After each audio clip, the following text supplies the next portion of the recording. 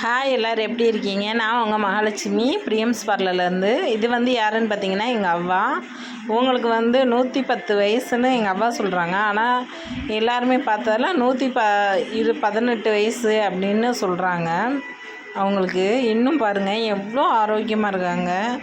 சூப்பராக அவங்களோட வேலையை அவங்களே பார்த்துக்கிறாங்க. அவங்க என்னென்ன சாப்பிட்டதுனால இப்படி தெம்பாக இருக்காங்க. இப்போ வரையுமே அவங்க துணியை அவங்க தான் துவைச்சிப்பாங்க.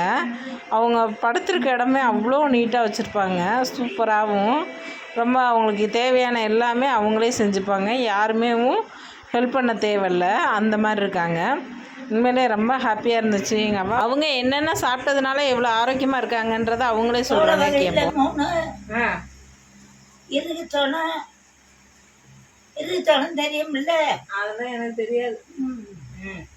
வெள்ளத்தோளம், வரகு, கேப்பை, தென்னை, சாமை, குருதவள்ளி. இதெல்லாம் என்ன பண்ணணும்? இதெல்லாம் நான் விவசாயம் செஞ்சவங்க. விவசாயம் செஞ்சதுனால சொல்றேன்.